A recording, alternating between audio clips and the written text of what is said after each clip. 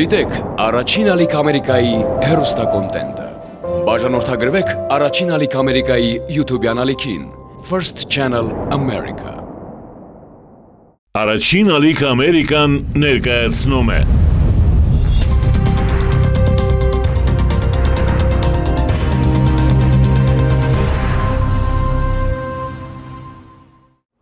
Ողջույն, առաջին ալիք Ամերիկայի եթերում հայրենակիցն է և առաջիկա րոպեները նվիրելու ենք հայրենիք վերադարձած մեր ևս մի հայրենակցին։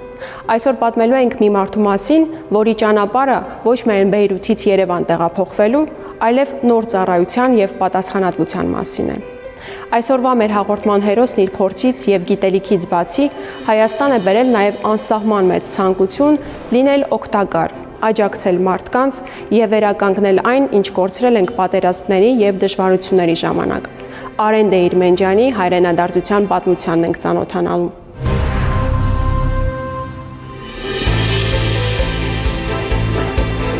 Պարոն Դեիրմենջյան, բարև ձեզ։ Բարև ձեզ։ Ինչպե՞ս եք։ Լավ, դուք ո՞նց եք։ Լավ, շնորհակալություն։ Այսօր խոսելու ենք ձեր կյանքի Հայաստան տեղափոխվելու եւ իհարկե ձեր գործունեության մասին, որը բազմաթիվ մարդկանց կյանքեր է փոխել։ Ամեն ինչի մասին հերթականությամբ։ Ուրախ եմ, սկսենք։ Մեր զրույցը սկսենք ամենասկզբից, խոսենք ձեր ընտանիքի եւ արմատների մասին։ Առհասարակ ինչ հիշողություններ ունեք կապված Բեյրութի հետ։ Ես Բեյրութում ապրել եմ մոտավոր 30 տարի։ Իմ համար դուն է եղել Բեյրութը, շատ լավ հիշողություններ ունեմ։ Նամանավանդ մեր հայկական համայնքների մեջ դարբեր մեծանալը ինձ շատ հարուստ փորձ ա տվել, թե համատեղելով այն դարբեր հարաբերությունները տեղական համայնքների հետ եւ հայկական։ Ու իմ ընտանիքը ինձ մեծացրել է քրիստոնեական միջավայրի մեջ շատ սիրով լեցուն եւ շատ բան եմ սովորել իմ ծնողներիցս եւ ունեցել եմ շատ մեծ բախտ, քանի որ իրենք ինձ լավագույնն են տվել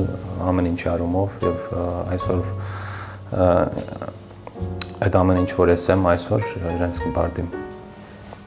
Հիշում եք, երբ եւ ինչ հանգամանքներում եք որոշել վերջնականապես Հայաստանում հաստատվել։ Ովքեր են նպաստել ձեր այդ որոշմանը։ Վերջնականապես տեղափոխվելու որոշում չէր սկզբից, ինչ որ փորձառության երևի փուլ էի պատկերացնում մի քանի տարվա գալու հայրենիք եւ այստեղի կյանքը նայելով եւ ինչ որ իմ բաժինը փոխանցելու հայրենիքին իմ ծառայության միջոցով այդպես էր միտքը եւ հետո վերադառնալ Բեյրութ, քանի որ Բեյրութը տուն էր այդ պահին։ Իսկ երբ եկա եւ որոշեցի ավելի երկար մնալ եւ ավելի հիմնական տեղափոխության մասին վերածվեց, ինչ որ մի քանի տարի հետո այդ պահն էր, որ իմ համար ավելի համոզիչ եւ ավելի կարեւոր պահ էր։ Շատ կարեւոր էր այդ պահին, երբ անդրադարձա, որ ես դեռ շատ տալու բան ունեմ եւ նույն ժամանակ ես շատ բան էի ստանում նաեւ հայրենիքից, իմ համար շատ մեծ դաշտ բացվեց այստեղ, որպեսզի ես իմ դարբեր ստեղծագործ նախագծերը, որ միշտ ունեցել եմ իմ մտքում, բայց չէի պատկերացնում, որտեղ կարելի է իրականացնել, քանի որ Բեյրութում զգում էի, որ ինչ-որ տեղ ես դան մեջ եմ, բայց իմ համայնքի փոխանցելիքը ոնց որ ավելի սահմանափակ էր։ Ես հայրենիքում գտա դարբեր առիթներ, դարբեր ոլորտներում հասարակական մեր կազմակերպության ոլորտում կամ երաժշտության մեջ, օրինակ, կամ ընդհանուր արվեստի մեջ շատ մեծ առիթներ բացվեցին եւ ես զգացի, որ ինչ որտեղ ես կարող եմ փոփոխություններ առաջացնել եւ այդ փոփոխությունները զգալիորեն տեսնել ամենօրյա իմ կյանքի մեջ եւ այդպես էլ բադահեց։ Դրա համար ես որոշեցի մնալ, քանի որ այդ պահը շատ իմ համար մեծ ցուցանիշ էր, որ չպետք է վերադառնամ եւ հայրենիքի սերը մեջս ավելի շատ աճած էր մինչեւ այդ պահը հասնելը, դրա համար շատ ուրախ եմ, որ որոշել եմ ավելի երկար մնալ։ Հայաստան տեղափոխվելուց հետո փոխվեցին ձեր ընկալումները Հայաստանի եւ հայ ժողովրդի մասին։ Տեղափոխվելուց առաջ կարող եմ ասել, որ շատ մեծ պատկերացումներ չունեի, քանի որ ես ընդամենը մի անգամ էի այցելել որպես տուրիստ 2014 թվականին, այդ ժամանակ չէի մտածել, այսինքն այդ աչքով չէի նայել Հայաստանին որպես մի տեղ, որտեղ ես պիտի տեղափոխվեմ մի օր։ Զուտ այցելության նպատակով էր։ Դրա համար շատ պատկերացումներ չունեի, երբ հասա, նոր պատկերացումներ սկսեցին կառուցվել իմ մեջ եւ լինելով դա, այսինքն դրական եւ կարող եմ ասել շատ բան եմ սովորել հենց մեր ազգի եւ մեր պատմության մասին։ Այստեղ չնայած Բեյրութում բավականին մեծ գիտելիքներ էինք հավաքել դպրոցում կամ օրինակ մեր հայոց պատմության դասերի մեջ, բայց երբ իրական դաշտի վրա հայտնվեց, լրիվ ուրիշ է։ Պարոն Դեյրմենջյան, գիտենք, որ դուք մասնագիտությամբ ճարտարապետ եք եւ երկար ժամանակ աշխատել եք ձեր ընտանիքին պատկանող արտադրական ընկերությունում։ Սակայն 2019 թվականին կտրուկ անցում կատարեցիք դեպի միանգամայն այլ ոլորտ։ Ինչ հանգամանքներով էր պայմանավորված ձեր այդ որոշումը։ Հանգամանքները շատ էին այդ պահին, նոր էի վերադարձել Շվեյցարիայից, ուսման փուլի մեջ էի, իմ MBA-ը ստացա 2018 թվականին ու իմ համար իմ կյանքի փուլում շատ կարևոր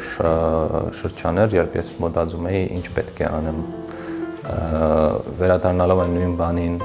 որի մեջ էի արդեն իսկ ընտանեկան բիզնեսի մեջ, իմ համար մի քիչ մոտիվացիոնի պակաս կար այնտեղ եւ ես մտածում էի պետք է ինչ-որ փոփոխություն կատարեմ։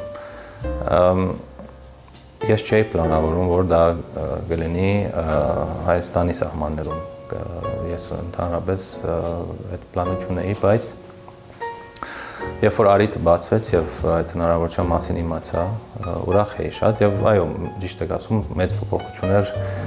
ոլորտների, բայց նաեւ կարող եմ ասել, որ իմ ունեցած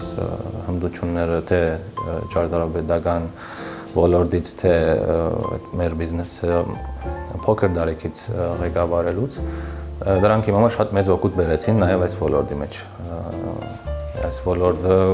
կարելի է իրեն տարբեր ձևերով սահմանել եւ քանի որ ես ունեցել եմ շատ տարբեր փորձառություններ,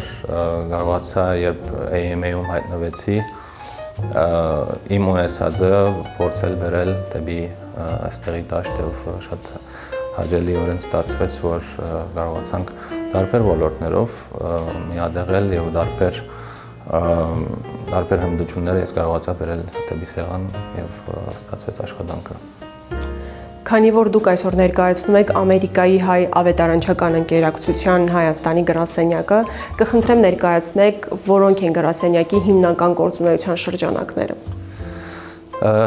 AMA-ը շատ բազմակողմանի ուղղություններ ունի, բոլորը ուղղված մեկ հիմնական նպատակի, որն է մարդ բարձրացնելու աշխատանքի մեջ ենք մենք, մարդուն գերդելու եւ մեր արժեքներով զինելու եւ հասցնելու մի տեղ, որտեղ այդ մարդը կլինի իր կյանքի պատասխանատու եւ կլինի իր որոշումների եւ իր կյանքի ընթացքի պատասխանատուն։ Դա իրականացում ենք տարբեր նախագիծերով։ Ունենք 5 հիմնասյուներ այս պահին, որոնք են գրթականը, սոցիալականը, զարգացումը, մշակութայինը եւ բժշկականը։ Այսօր ձեր կառույցի համար Հայաստանում որ ոլորտներն են համարվում թիրախային։ Իմ ասած հիմնասյուներից հիմնականը եւ ամենաընդլայնվածը այս պահին, որի մասով շատ ենք պլանավորում նաեւ ավական գրթությունն է։ Եվ գրթությունը ոչ միայն այստեղ Հայաստանի մասով մեր համար շատ կարեւոր է, այլ ընդհանուր AMA-ի միջազգային ծառայությունների մեջ շատ շեշտվում են։ Ինչպես գիտեք, Բեյրութում AMA-ը նաեւ վարում էր միակ հայկական սփյուռքային համալսարանը, որը Հայգազյան համալսարանն է, եւ ոչ միայն տարբեր դպրոցներ եւ գրթական օջախներ, բոլորով ուղղանավորված այս ընկերակցության կողմից։ Հավատում ենք, որ մեծ դեր ունեցել ենք պատմության մեջ հայ ազգի գրթելու եւ մարդկանց նույն իմ ասած հմտությունները եւ արժեքները փոխանցելու ասպարեզում։ Իսկ հիմա Հայաստանում ուզում ենք կենտրոնանանք այդ ոլորտի վրա, չնայած ունենք մեծ ծավալուն աշխատանքներ արդեն իսկ, բայց այս պահին ունենք մի դպրոց, որը Ավետիսյան դպրոցն է, Երևանի տղամասների մեկի մեջ, բայց մեր նպատակն է, որ մեծացնենք եւ տարածենք եւ ունենանք ցանց տարբեր դպրոցների եւ գրթության միջոցով հասնել մեր ժողովրդին։ Հետաքրքիր է, ձեր կազմակերպությունը ավելի շատ կենտրոնանում է Երևանում, թե Հայաստանի տարբեր մարզերում իրականացվող ծրագրերի վրա։ Կենտրոնացում չունենք, ընդհանրապես փորձել ենք, որտեղ որ օգնության կարիքը կա, այնտեղ լինենք եւ կարելի է ասել, որ շրջաններում միշտ փորձել ենք ավելի շատ ուշադիր լինել, բայց մեկ-մեկ նկատում ենք, որ Երևանի մանավանդ ծայրամասերի մեջ դեպքեր կան, որ երբեմն շրջաններից ավելի վատ են, քանի որ բարձ օրինակներով կարող է շրջաններում շատ ավելի, ասենք, այգեգործության եւ ընդհանուր գործերի հնարավորությունները ավելի բարձր են, իսկ Երևանում եթե աղքատ իրավիճակը հայտնվում մարդը, քիչ են այն լծակները, որ կարող է օգտագործվի եւ դուրս գալ այդ ամեն ինչից։ Դրա համար հավասար փորձում ենք հասնել բոլոր դեղերին, այս բահում բոլոր մարզերի մեջ ներկային բացի Վայոց ձորից եւ ընդլայնումները, որ մենք միշտ մեր մտքում ունենք, հավասարաչափ բոլոր մարզերի հանդեպ եւս, այսինքն Երևանը մտի ունենալով բոլորի հանդեպ հավասար շարժվում ենք առաջ։ Ամերիկայի հայ ավետարանչական ընկերակցությունն ու մասնավորապես Հայաստանի գրասենյակը ունեն գործունեության հեռանկարային ռազմավարություն։ Օրինակ, ինչ ծրագրեր են լինելու առաջնային հետագա տարիների համար։ Ինչպես նշեցի, գրթությունը դրել ենք մեր մոդիկ ու հերու աբակայի դեսատաշտում ու շատ կարևոր նախագիծ ենք պատրաստել դեսիլք տեսլական, որի մեջ ներառում է 5 համալիրներ դպրոցային եւ դասական համալիրներ չեն, իրենք շատ հատուկ մոդեցում են ունենալու, կոչվում է կլաստերային դպրոց, որի մեջ մենք քիչ-քիչ ինտեգրելու ենք մեր տարբեր ծրագիրները, այսինքն օրինակ տամ դպրոցի տարածքում լինելու է նաեւ բժշկական կենտրոն, որը սպասարկելու է թե երեխաներին, թե իրենց ծնողներին։ Լինելու է արտադպրոցային ցերեկային կենտրոն, հատուկ են երեխաներին, ովքեր խոցելի եւ դժվար սոցիալական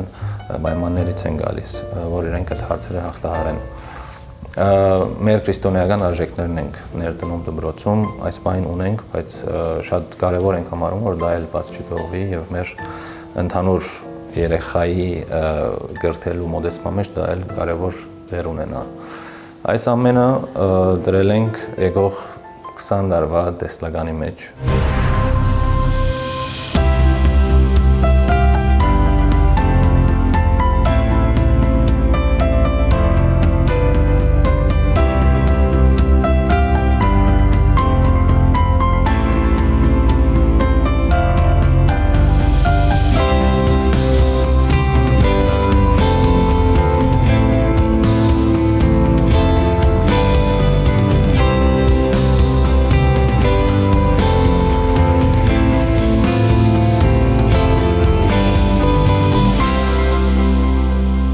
Պարոն Դերմենջյան, գիտենք, որ արդեն 6 տարի է ապրում եք Հայաստանում,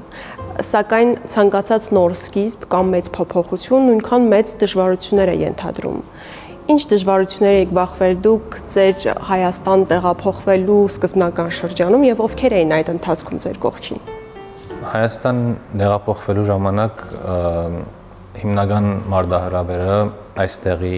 նոր մշակույթին հարմարվելն է, քանի որ իմ մտքում կար գերեւի դույլ ըմբռնում այդ հարցում, որ հայերը բոլոր տեղերում իրար նման են, բայց հետո բարձեցի, որ իրականում մի քիչ տարբեր են, այսինքն Սփյուռքի մեջի հայ համայնքները եւ Հայաստանի հայ համայնքները, բայց հաջալիորեն տարբեր են, որը իմ համար հարստություն կներկայացնի, բայց որպես անձ, երբ տեղափոխվում ես առանց ընկերների կամ առանց ընտանիքի, որոշ շրջանում դժվար կարող է լինել, բայց այդ փուլները իմ համար կարևոր էր, ես կարողացա իմ անձի հետ լինելով իմ անձ ավելի լավ ճանաչել, իմ անձը տարբեր միջավայրերում փորձել եւ տեսնել ոնց եմ կարողանում այստեղ կամ այնտեղ աշխատանք անել, թե չանել։ Ու շատ երբ հիշում եմ այդ օրերը արդեն 6 տարի անց շատ հաճելիորեն եմ հիշում բարդային, բայց իրանց տեսակով հաճելի։ Եթե փորձենք համեմատել հասարակությունները, ինչ առանձնահատկություններ եք նկատել, որոնք բնորոշ են միայն հայկական հասարակությանը։ Այստեղի բացմությունը, որ Հայաստանը դիմակրավել է դժվարություններ եւ պատերազմներ եւ աղետներ, ինչ որ ձևի ես դա զգում եմ մարդկանց քարակտերի մեջ, որ գուցե ավելի գարզրացած են այդ ամեն ինչից եւ ավելի զգոն են դժվարությունների մոդենալուց եւ ավելի պատրաստված են, իսկ մենք մի քիչ ավելի միամիտ կերևի սպյուրքում ավելի դարբերություն կար հարցերի շուրջ մտածելու ձևերի մեջ իմ համար ամենամեծ դարբերությունը այն էր։ Նկատեցի նաեւ նմանություններ եւ իմ համար մի քիչ ժամանակ տևեց, որ հասկանամ, որ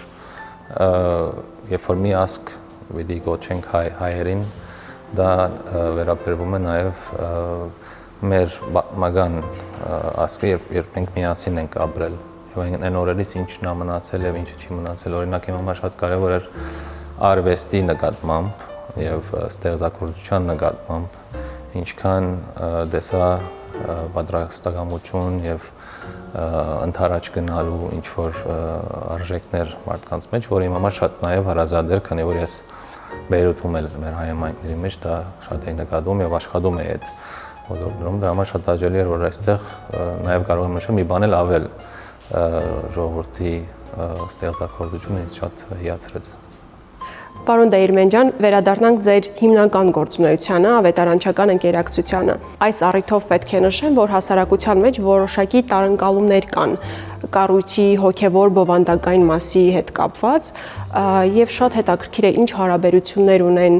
Ամերիկայի հայ ավետարանչական ընկերակցությունն ու հայ առաքելական եկեղեցին։ Շատ կարևոր հարց է եւ այս հարցով փորձում ենք ճիշտ զբաղվել, որպեսզի պատկերը ճիշտ լուսաբանվի։ Կարծում եմ խնդիրը սկսում է նրանից, որ Հայաստանում ավետարանչական բառը ընդհանրապես միշտ եղել է խնդրահարույց բառ, քանի որ ինքը դարբեր ընկալումների է տարել։ Բայց մենք դա չենք ուզում պատճառ լինի, որ մարդիկ չիմանան մեր գազམ་ակերպության մագան 180 տարվա գործունեության մասին։ Հայ ավետարանչական ընկերակցությունը, որ AMA-ը կգոնչենք այսօր, այն կառույցն է, որ համախմբում է թե եկեղեցին, թե համայնքը հայ ավետարանականների, մասնավորապես Ամերիկայի։ Դրա համար ուզում ենք ճիշտ հասկացվի AMA-ի դերը այս ամեն ինչում։ AMA-ը ոնց որ անձրևանոց կառույցն է, որի տակ մտնում են մեր դարբեր կառույցները, դպրոցներ, համալսարաններ, դարբեր կառույցներ, իդեպս մեջը նաև Հայաստանի բարեգործական հիմնարկը եւ նաև հայ ավետարանական եկեղեցին։ Ասածս կարող է տարօրինակ հնչել, բայց բարեգործությունն այսօր չունի միանշանակ ընկալումներ եւ շատ հաճախ այն ստանում է նաեւ քաղաքական կամ շահադիտական այլ երանգավորումներ։ Ինչպես է կարողանում պահպանել այս հաճախ անտեսանելի թվացող սահմանագիծը։ Բարեգործության ոլորտը իրականում ճիշտ է, ունի դարբեր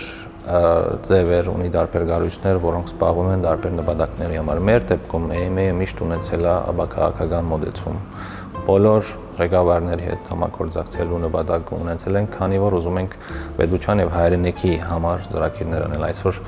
չենք ասում, օրինակ, այսինչ պետության հետ կամ այսինչ administration-ի հետ մենք համաձայն չենք ու ուզում ենք հիմա դադարեցնենք մի քիչ, սպասենք հաջորդին, եթե ավելի համամիտ կլինենք իրենց նպատակների հետ, շարունակենք մեր գործունեությունը։ Չի եղել նման դեպք 91-ից սկսել ենք աշխատել Հայաստանում եւ բոլոր իշխանությունների դեպքում մենք ունեցել ենք բարձր ակտիվություն։ Ու դա գալիս է այդ հանգամանքից, որ բոլորը գիտեն, որ մենք չունենք նմանատիպ ինչ-որ ծրագիր, որովհետեւ առաջ տանենք ինչ-որ քաղաքական նպատակներ, իսկ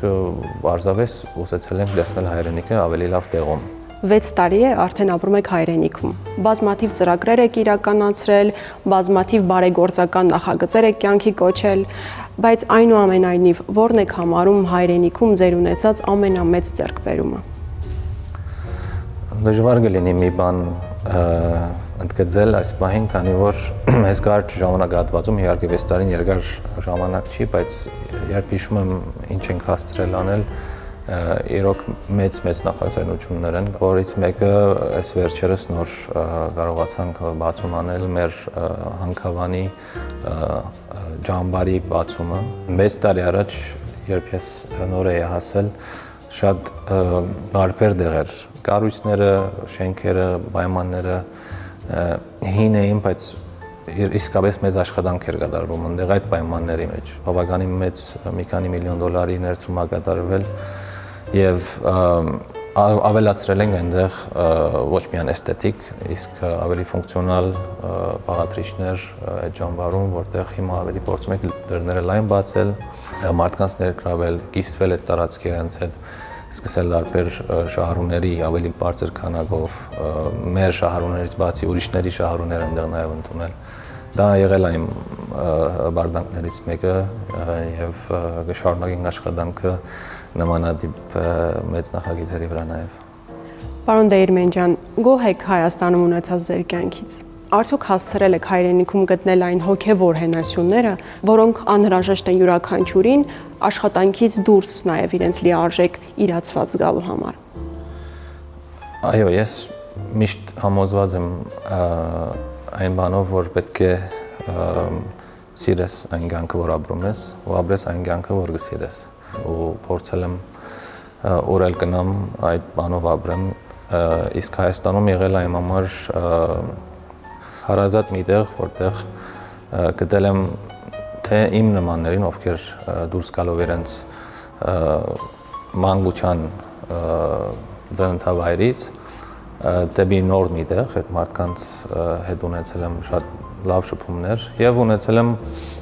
նոր շփումներ, որոնք նաեւ ինձ տարբեր ձևերի հարստացրել են եւ թույլ են տվել, որ ես աճեմ որպես մարդ։ Կարող եմ ասել, երբ 28 տարեկան էի եւ դեղափոխվեցի Հայաստան, ես երեխա էի, իսկ այսօր զգում եմ, որ արդեն տարբեր ձևերով հասունացել եմ եւ իմ համար մեծ դեր ունեցավ Հայաստանը, գերդելու իմ մտածելակերպը եւ շատ բաներ եմ սովորել եւ ինչպես ասեցի, շատ բաներ եմ կարողացել փոխանցել, որը ինձ շատ լավ զգացողություն է տվել, որովհետեւ ես շարունակեմ այս նույն ճանապարհի վրա։ Եվ վերջում, ամփոփելով հայրենիքում ունեցած այս 6 տարիների ընթացքում ձեր կուտակած փորձը, ինչ խորհուրդ կտաք մեր բոլոր այն հայրենակիցներին, որոնք դեռևս չեն համարձակվում հայրենիք տեղափոխվելու վերջնական որոշում կայացնել։ Հայաստան տեղափոխվելու որոշումը պիտի հիմնավորված լինի ոչ միայն սկզբունքային ինչ-որ կամ ինչ-որ հուզական դեպքերի վրա կամ հուզական պատճառներով պիտի անձ ունենա հստակ նպատակ եւ ունենա լավ պատկերացում Հայաստանի մասին։ Չեմ ուզում դենց տվա, որ չեմ խրախուսում, ես շատ եմ ուզում, որ Հայաստանում շատանա ժողովուրդը եւ տարբեր դեղերից կանք եւ փորձենք իրար հետ ապրել եւ աճեցնենք